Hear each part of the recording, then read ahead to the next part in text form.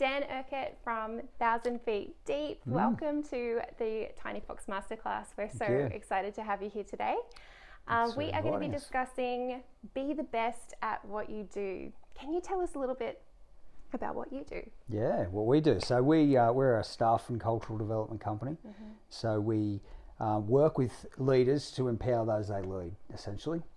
And what we've found is that businesses, with all they do and the complexity of what they do, they're very time poor. And so it's not that the leaders that we work with aren't good leaders. It's the tools. It's being able to create the time. It's being able just to have a way forward in regards to staff and cultural development. So we work alongside leaders, organisations, companies to make sure that they get the best out of their team. Yeah. Excellent. And so how did you land here? Yeah. Well, I actually had my own business. So we owned a building franchise for a number of years, and, we learnt the hard way. About 5 years into me owning the business, I was looking to sell it, and the stress from, it wasn't just staff and cultural stress, it was obviously just business and everything. But what we found is that our staff and our people and our processes, if you will, undergird and hold up our organisation. And so what I came to realise is that if I was the foundation of my business, I was always going to be relied upon. I'd never be able to take a break. I would have to solve every problem. I'd have to, think of every solution. And it was like that for a while, like it is with any business. But it has to change sooner or later so that the people that you're employing and the teams that you've got actually start to be the foundation of your business. But that doesn't happen by chance. And so when I come to that crunch point where I was looking to sell our business after 5 years, I had to really stand back and look at what settings I needed to change if I was going to stay. It was my business, and nobody was letting me down. It was just life, just business. It's just the way it is. But being able to stand back and have a look at our business and look at the settings, we're able to think, okay, we need to make sure that we're training our staff. We need to make sure that they're healthy. They carry the day-to-day load, people and process. We need to make sure that they're where they need to be. So we started to instill certain things into our team. We started to train in certain ways and methods. We talk a lot about ways to think, not more to do. And so we started trying to work with our team on ways to think through problems, solve problems. And there's no silver bullet, but we did a number of things over a number of times, which has actually birthed 1,000 Feet Deep. So we moved through that. We had a really amazing turnaround in our business. And we held on and were quite successful over a number of different criteria of business. We stabilised things. Things weren't so manic and up and down and all the rest of it. And out of that, I would say that the main setting that we changed was staff and cultural development, because it enabled our team to be able to carry the pressures of the day-to-day workload instead of it having to be on one person, me or another, because the team carries it as well. But so we only last year sold our business, and we've gone into 1,000 Feet Deep full time, and we're loving it. It's good. Great. What I love about your story and your journey is that you didn't just think about what makes you better as a boss and how do you get more out of your business, but you also realize that the key to that is also bringing everybody along with you as well. And so, for us as an employee, perhaps listening to this today, part of the importance of what you're saying is when we develop ourselves, when we create the best in everybody that we work with, we get really well-functioning teams that lead to success and results. Yeah. And that's what we sort of want to talk about today, because that is the ideal, to be the best at what we do. But what are some of the things that hold us back from that ideal? Because it is an ideal, and I'm not sure that I've always done it. So what are some of the things that hold us back from doing our absolute best in whatever it is that we're doing? That's good. That's a really good question. So I, just using my own example, so at that 5 year mark, the catalyst for me was that I owned the business and I had nobody else to blame. and I had nobody else to rely on, if you will. And I would say this, if I was a staff member who didn't own the business, I may well have put the responsibility of the changes that were required onto my boss. Yeah. But because I didn't have that ability, I had to take the responsibility myself. And so I would say that the best thing that any person can do, staff or wherever you are, team member wise, take responsibility. Yeah. You need to be able to, we talk a lot about mindset. And the first thing that I had to do is I had to address my mindset. I owned the business and I had no one else to blame except I would have if I could have. I would have, absolutely. And it wasn't like I was trying to blame somebody, but I would have looked to somebody to help. Please help. But really what needed to shift was not my external. I had needed to shift my internal. I needed to shift the way I thought about things. Firstly, the way I think about problems. Yeah. You know, it doesn't matter where I go, I'm going to have issues to solve and problems to solve. I probably didn't realise that. I probably allowed the things that were just part of business to really get under my skin, which eventually would drive you out. I allowed fear to control my life and mindset. And then, you know, partnered with that is anxiety, of course. And I never suffered with anxiety, but I know what it is to stress and I know what it is to worry. And sooner or later, those things will push you out the door. Yeah. And so, you know, even just those couple of things, dealing with fear, dealing with stress and anxiety, how do you do that? Well, there are tools. There are tools and mindsets that you can take on to enable you to be able to help yourself. But you've got to take the responsibility. You've got to be able to draw a line in the sand and go, you know what, I'm not the best at this isn't going well, but these are the settings, I think I can change it. So yeah, being the best at who you are will ensure that you will be the best at what you do. Yeah, The mistake that we make is going somewhere else thinking the grass is going to be greener. You just take yourself with you wherever you go. Yeah. And the reason I guess I was passionate about that is because I learnt that firsthand as a boss. Yeah. And I don't know if I would have learnt that lesson if I was an employee at the time. So it's because responsibility was sort of pushed onto you because you had the title, right? Yes. So you couldn't go to someone else and say, oh, that will be my boss's problem, I'm not going to worry about it. That's right. It was the buck stopped with you. The buck stopped with me. And the thing is with money, and what we talk about with money mindset all the time is a very similar thing. You know, the buck, literal buck, stops with the decisions that you yourself make and how you think about money. That's right. How you think about work. And so there's a really great tie-in with what we both do here, which is great. Yeah. So a lot of studies are saying that money is only one of the top 5 things that keep people in a job over the long term. Can you talk about what some of those others are and why money may or may not be the top reason to stay in your job? Yeah, that's really good. So it is a motivator, but yeah, studies have shown that it's in the top 5. And so it's not that it's not important, but what studies have shown that what people look for is they look for safety. Yeah. And so that's not necessarily tripping over something or that kind of thing, as important as that is. It is more knowing that the people that you work with have your back. So there's no backbiting, no gossiping, you know, that you could speak to somebody if you're going through something, that people have got your back. So that's really important. So what that means is that if you can create an organisation where you have each other's back, you're more likely to create an organisation where people want to stay. Then secondary to that would be a feeling of progression, so that, you know, every job has its ups and downs and its hardships and all the rest of it. And there is no green grass out there, of course, we've mentioned that. But you would want to be a part of a job that you felt as though it wasn't a dead-end job, so that there was an ability to grow yourself and to maybe grow in your role. So that's super important for people. And then the other one is knowing that you are making a contribution. And so this is a really interesting dynamic, because if you want to be part of and collaborate with team members in regards to solutions, they generally come hot and fast off the back of problems. Yeah. And so this is why we need to change our mindset in regards to how we see things. Because if you see problems as the enemy, you're more likely to fold under the pressure. But if you see problems as an opportunity, you're more likely to step up. And the interesting thing is that the very thing that people want in their job is the very thing that causes them stress, the problems.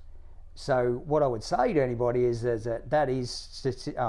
studies have shown that they are the three top things. But the way that actually looks is dealing with problems. Yeah, interesting. And the interesting thing about that is that to deal with one, you have to have one. Yes. And see, this is the thing I was saying about my business. I was actually trying to run away from problems. But those problems were actually opportunities to improve myself, but also my business. And I could say that most of the changes and the improvements that we made, enabling our business to be, to grow in growth, grow in success, and all the metrics that you use for business, was off the back of solving problems. So, I had to shift my mindset, the way I saw them, because I thought problems were the problem, but they weren't. I was the problem, the way I thought about it. Yeah. And so, it's interesting. Yeah. Okay. So if you're an employee and you have problems that you want to bring to your boss, you've been a boss, but you're also teaching a whole bunch of people right across this country how to contribute to their own culture. Yes. What advice would you have for people that they have the appropriate problems coming into work? Yep. They have ideas on how to fix them. How do they approach their boss best while adding value instead of just making it appear that they're complaining? Yeah, that's really good. Yeah, and that takes time. We talk about a culture of accountability. So that takes time. And the reason is, okay, so based on similar things that we're just talking about, a culture of accountability is really, I would say, central for any successful organisation, because you need to be able to go to each other and adjust the settings. You need to be able to speak to one another. But the problem is, and the tension is that generally if you're speaking to somebody, you've got something negative to say, or something that needs to be fixed or adjusted, something you didn't like. So it's a really good question, but it's not. There's no silver bullet for that. So what I would say is that it might take take some time, and it might take a while to be able to have a conversation without feeling like, you're undermining. But this is the importance of it. And so I think tone is a big one. If you're going to go to your boss, or your boss is going to come to you, or working in with your team members, it's really just a matter of tone and the way you bring it. You can bring bad news really well, you can bring bad news really poorly. I think, there's a number of different things, but just being, the old saying, you treat each other the way you like to be treated. Speak to each other the way you like to be spoken to. I think that answers your question. I'm not sure, but there's no easy way to deal with stuff. But the important thing is that we are up for it, right? That we are up for dealing with stuff. Whether it's our own stuff or stuff that someone else is ultimately responsible for, there's a way that we can contribute to push into those moments of pressure in our employment. Yes. That see outcomes that actually benefit everybody. Yeah, that's so true. Exactly. Yeah. Because the foundational thing here is that whether you're an employee or you're an employer or you're self-employed and you just work with yourself, at the end of the day, the income that you earn is the largest driver of your wealth across your lifetime. Absolutely. And so if we can maximize the settings in that space, which is why we're talking about this today, then we can potentially maximize your income producing, wealth producing tool across your lifetime, which is really cool. But, okay, so what happens if money is not the reason why you're staying in a job? That might, by default, mean that you're not earning as much as you could somewhere else, but you really love where you are because all the other settings are great. Yes. So what do we do in that situation where, how do we be the best at what we do, but also the best at what we are given? Because if we're given slightly less resource, it's really good. How do we manage the tension of being great at what we do, but if it costs us something, whether it's money or it's time or it's some other currency, how do we manage the do and the what we have? Yeah, it's a really good point. So, I would say that if you are the best at who you are and you are the best at what you do, your boss will not want to say goodbye. Yeah. And so that, I think, is a key to creating wealth, is honestly, what we do with our employees is we sell our time, essentially, to our employer. Yeah, that's a good point. Employer. So that's what's really going on. You're selling your time, you're selling your expertise, you're selling your knowledge, and that's why this is so important to understand that we are the difference maker. Yeah. It's the way we think, the way we solve problems. It's the things that we bring to the table, our expertise, the way we deal with stress. Well, if you do all those things right, I can tell you as an employer, you're not going to want to say goodbye. And so it's not that you could then ask for anything and your boss will give you anything. That's actually not the point. So that'll be the first step, is understanding that, you are what you are, you're worth what you're worth, and you should be able to comfortably ask for a good wage. The backside of that is you really need to be the best at who you are. Now, beyond that, of course, my thought is that whilst you're getting those settings right internally, making wise decisions, shaping the way you think, you're more likely to do that in other areas of your life, including financially. That would be, we need to have a healthy respect for money, don't we? Yeah. I love what you guys are doing here, and I think that having a healthy respect for money is the first step. So, you talk a lot about budgeting. Every generation would say that the next generation is not as good as theirs. But one thing, this instant gratification, I guess, thing that this generation might be, known for is this instant. Everything's instant now. And if we want to have everything instantly, it's going to cost money. And so it's been able to, there's another study that was done, and it was really interesting, and it was about these young children. It was about delayed gratification, and what they did is they had young children in a room, and they put 1 or 2 marshmallows in front of them. Have you heard of this? Yes. They're the cutest clips. Yes. We'll have to include some clips. So cool.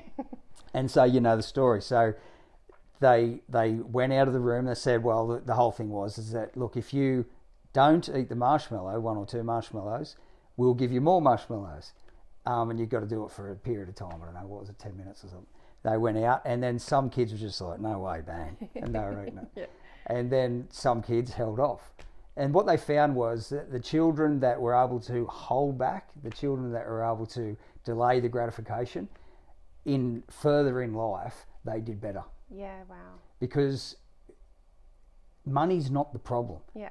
It's the settings. That's right. It's the way you spend it. It's what you think about it. It's how, and it's like anything with life. The lack of money is a byproduct of the way you think and the way you spend. Yeah. And it's interesting. And it comes back to mindset, like you were saying, and when we can make adjustments in our character that help us be the best that we can be, that, like you said, translates into our employment and how good an employee or an employer that we are.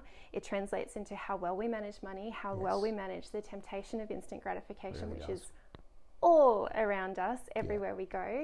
And so let's speak to that in the context of employment. We have a whole generation of people coming through who have only known TikTok and Snapchat and online shopping and everything available to them at the touch of their fingers. And they're also being told on social media almost every day that you can be anything you want to be.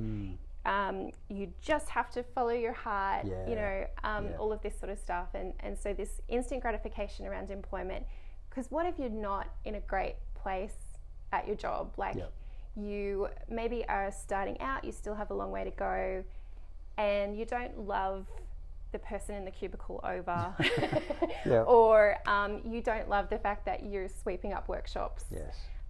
What would you say to that? So I've got a lot to say about that, because that, I would say, has marked my professional life. Right. So there's a dynamic going on in most people's hearts, I find, and that is that there's a healthy ambition or desire for the next thing. Yep. And that's a good thing, you know. But it can also be the very thing that causes frustration and discontentment. Mm-hmm. And what I had to learn was ambition and desire for the future is okay, but I have to be able to learn to live in the moment. Yep. And not be discontented and frustrated. I had to learn that that the grass is not greener. That I do take myself with me wherever I go. Mm-hmm. And I really did learn this the hard way, and still learning it to a large degree. But the thought is this: that if you master today, and you can learn to live grateful, and you can do the best at what you're doing. Don't cut corners. Tomorrow will open up. Mm-hmm. I've found this with myself. I've found this with the people that I've employed. Yep. When they own the moment, when they own the attitude, when they own the issue, tomorrow always opens up better for them. But it doesn't mean that there's not obstacles and issues to overcome, and it doesn't mean that you start to think this is it. This is my lot in life. I'm only ever going to be. But there is something to be said for being able to ground yourself in the moment. Yeah. And so it's a real tension, because you ground yourself in the moment, you could be tempted to think that this is as good as it gets. But you need to live knowing that this is not as good as it gets. That's it. You live knowing that financially this is not as good as it gets. In my career, this is not as good as it gets. But right now is what it is, and I need to deal with it and deal with it well. Yeah. You know, that's just something that I think needs to be foundational in people's lives. Yeah. When they understand that, I promise tomorrow will be better. Maybe not tomorrow, maybe 12 months. Maybe. But yeah. So it's kind of, it's a hard one, because how do you tell somebody that who's just sweeping the floor, or hates the job, or has really got an issue that they're finding hard to work through? It's not easy, but the thing is if you deal with it well, you'll be better for it. Yeah, that's right. Yeah. And then you take that better version of yourself to the next thing eventually. You really do. Yeah. Dave Ramsey has a saying. He says, live today like no one else. Yes. So that tomorrow you can live like no one else. Yeah, it's really good. And there's a lot of wisdom in that, because I think if we can build in some resilience into whatever situation that we are in right now, and including how to manage your money if you're having to cut back because of cost of living pressures, or your mortgage has doubled in the past 3 years, mortgage repayments have doubled in the past 3 years. There's some sacrifice required in that, and it's for longer term stuff. And so that's very anti-cultural, because we're being told you can have it now, but actually a lot of the things that really matter and that will count in the long term, including the way that you are employed and how much you earn and how much enjoyment you get out of your work. That's right. Those are things that you have to invest in over the long term, and it starts with character and building that resilience and so true. Being the best at who you are, as you said. Yeah. Okay, so let me give a twist to that same question. Yes. What happens if you legitimately are not the best at what you do? So we've dealt with discontent, but let's move to it's a wrong fit for you. It's a legitimate wrong fit. You are no good at the job. You know it. You're terrified your boss will find out any minute. What do you do? How do you speak to that? Yeah, I guess that would be hard to quantify, I imagine, because everybody starts off not being great. Yeah. You know, I've got a trade background. I'm a carpenter by trade, and I started off not great. Some may say I finished not great, but the point is you always start off not great. Yeah. And so it would be a hard thing to quantify, although I would say that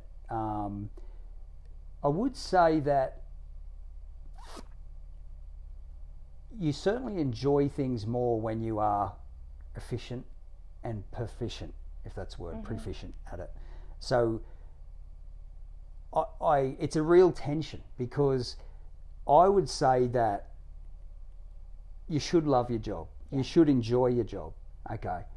But going to what you were talking about before, you look on YouTube and they might say things like, that if you don't love your job, you're in the wrong job. You should love your job. It should just be, whatever. But there's been so much of my life that I haven't loved my job. Yeah.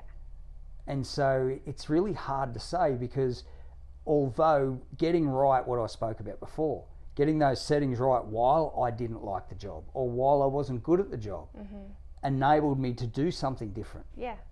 And it enabled me to step into something more. But without getting the settings right, that probably wouldn't have happened. And so it's a hard one.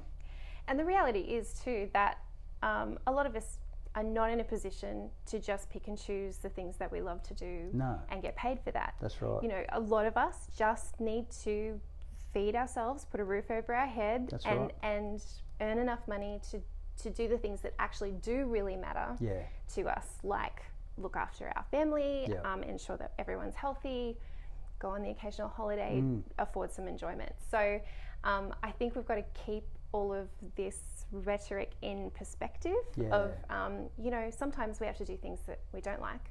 Sometimes we have to do things that we don't enjoy. And sometimes we have to do the hard work, not only in our jobs but on ourselves.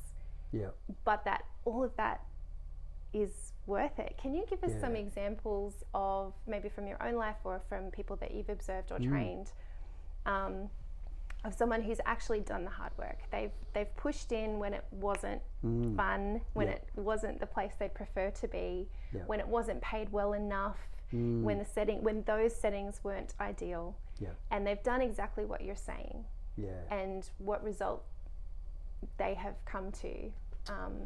Well, again, back on personal experience, most of my career I've been looking at down the track and tomorrow and not investing in myself in the moment. And so it caused this discontent within me that I thought was just a dislike of the job. And so I didn't own the moment, and so therefore I was discontented, so therefore I didn't like the job. And so I thought, well, I'll get a different job. Well, that was great until I owned the business. And it's like, wow, I still feel like this. I thought I would be different. No, because the problem wasn't the job I did. The problem was the internal setting. It's not that it's not that you could be promised that you'll love your job. The thing is that taking responsibility for the moment will enable you to be better and gradually get to where you think you might want to get. But you're just as likely to get there and think, oh, wow, I still feel the same. So to your point, I have experienced it myself. I've experienced a season in my life where enough was enough. Because I would say that everybody... We aren't saying that you should just endure terrible jobs. We aren't saying that you should endure jobs you hate. That's not the point. The point is that you need to understand that your job is just an external setting, and the internal settings are the things that really matter, and that is how you think and feel about issues of life, the way you deal with stress, the way you deal with conflict, interaction, all the stuff, the way you deal with money, the way you deal with life. Those things really are the key foundations for success, the way you are moving into situations. Okay, so when I was able to understand that, things in my life magically got a lot rosier, because I took responsibility for the way I felt about things and the way I dealt with things.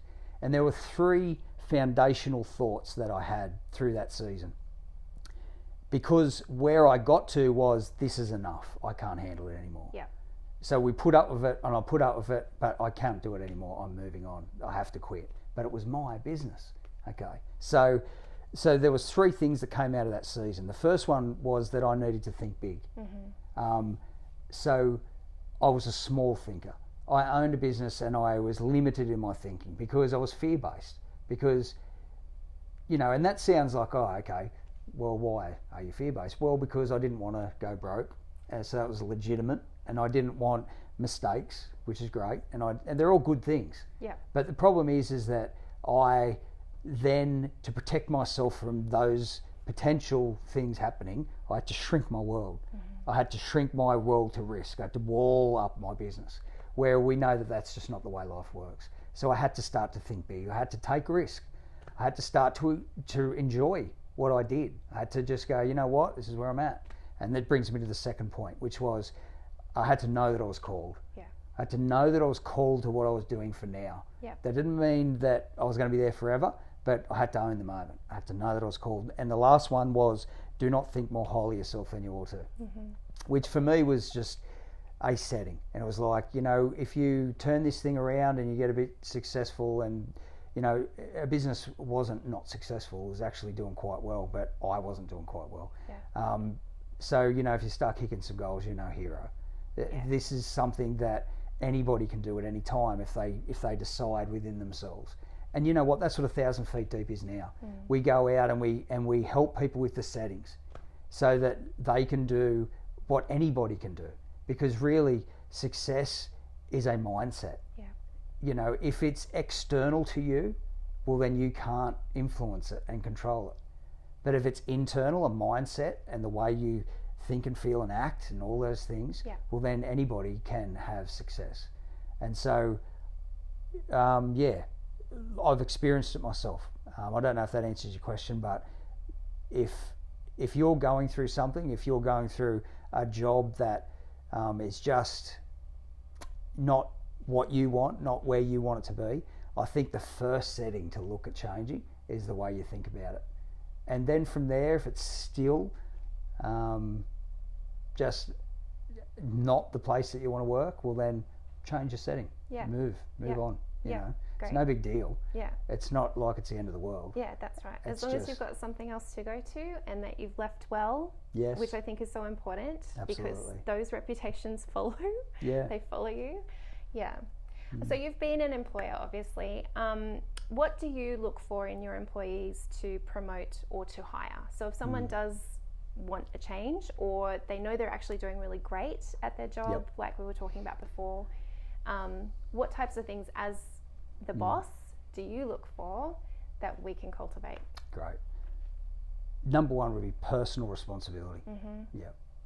So one of the settings that we changed, as I've mentioned, was we were going to create a culture where people could thrive.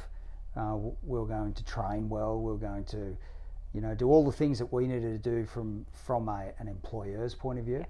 But everybody needs to have personal responsibility, because we could never create an organisation where there wasn't issues to solve, where we could, and we didn't promise that neither, which was important because if we did, we would be letting people down. Yeah. So personal responsibility is the greatest thing. So what does that look like? So it's a culture of accountability. We should be able to talk to one another if things aren't right. If there's a tension, if something was said that shouldn't have been said that way, or something wasn't done in time, or there's always so many responsibilities within our work and our roles. And so it's obvious that there's going to need to be hard conversations, and things are going to get done, you know, not as good as they could have been. That's not a big deal. You know, making a mistake isn't an issue. But if we make mistakes in our organisations and in our teams and nobody can talk about it, nothing changes. Yeah.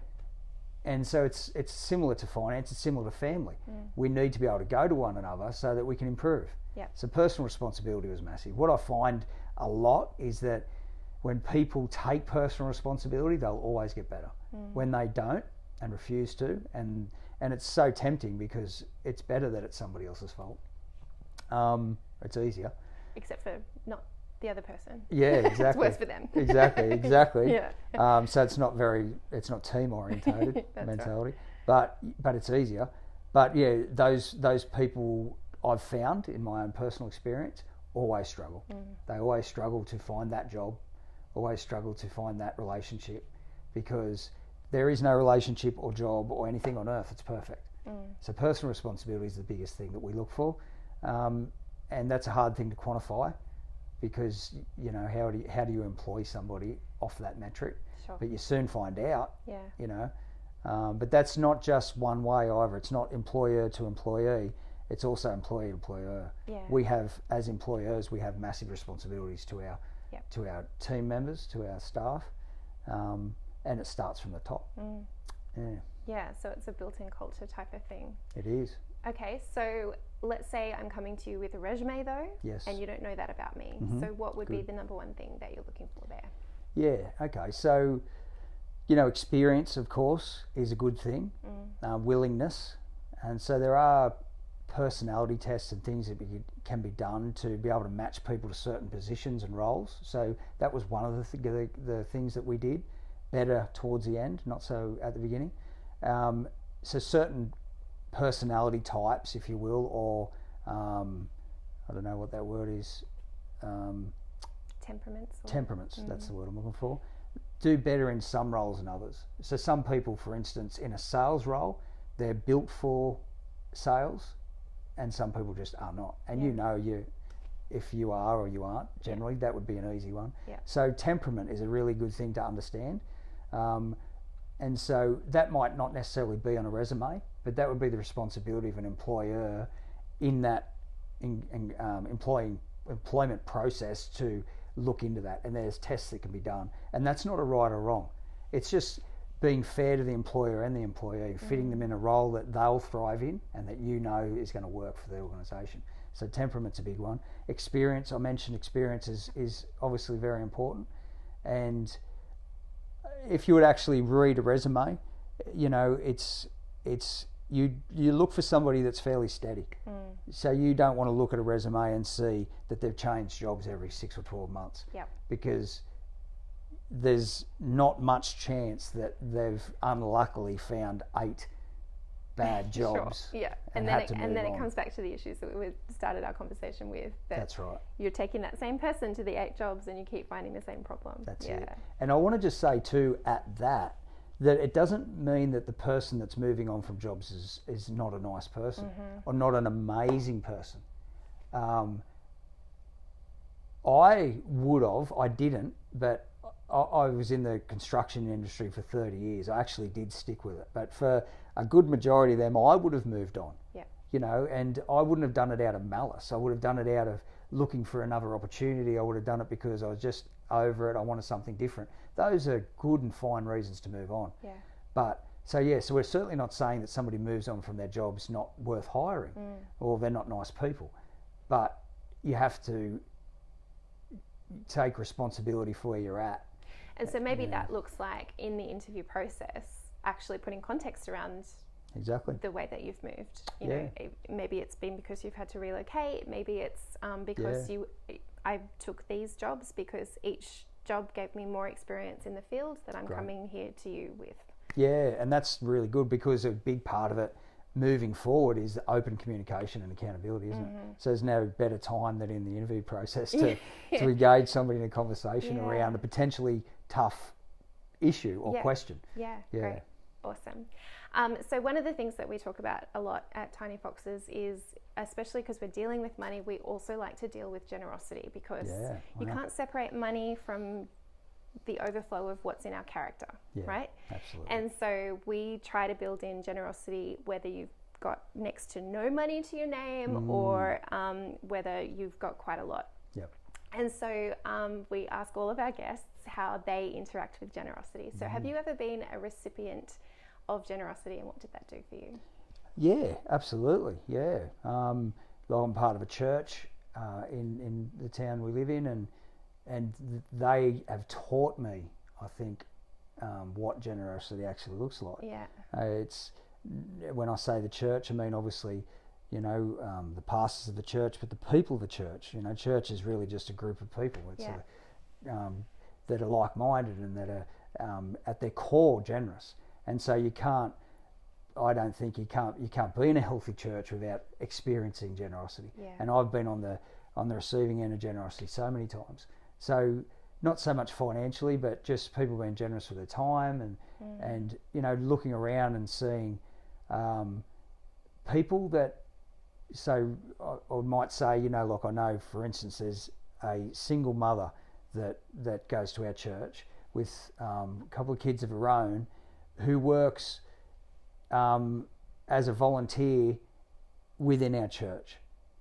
And you might say that the very thing that she hasn't got in her own life around time and support, she offers time and support to the church. Yeah. You know, and so generosity is this funny thing that we would like to say, when I've got more time, Yeah. I will give time. When I've got more money, I will give money. Yeah. Well, generally that's not true. So the generosity that I've seen that's most impressed me, Yeah. and that I've been on the receiving end of, is when you know what they're giving is something that they actually are fairly short on themselves. Yeah, wow, that's really significant. It is, and it's and that has inspired me to be generous. Yeah, that's cool. When I see that. Okay, so what sorts of ways do you engage without being specific, obviously, but what kinds of ways or kinds of ideas do you engage in your family with generosity? Yeah, so we obviously we contribute money. That's an easy thing to do. You know, even to what degree, of course, is not important. But you know, we've found that money. You've mentioned it. Money's a tool. You know, money is a funny thing. It's to be respected, but it's never to be bowed down to. Yeah. It's a tool, and more I'm finding that money is a servant to us. Yeah. If we are a servant to money, you'll slip up somewhere along the track. You'll realise that the tables are turned and it's got a grip on you. Yeah. So generosity, we've found in our family, and my wife and I, is a really, so generosity with money is a really good way to have your foot on the throat of money and not the other way around. Yeah, I love that. Yeah. Yeah. Because it will want to own you. Money will own you. It does not matter how much you got. You talk to people that have got millions and millions and they want millions and millions more. Yeah. And it's not because necessarily they're greedy. Sometimes there's just this base fear that it will run out. Yep.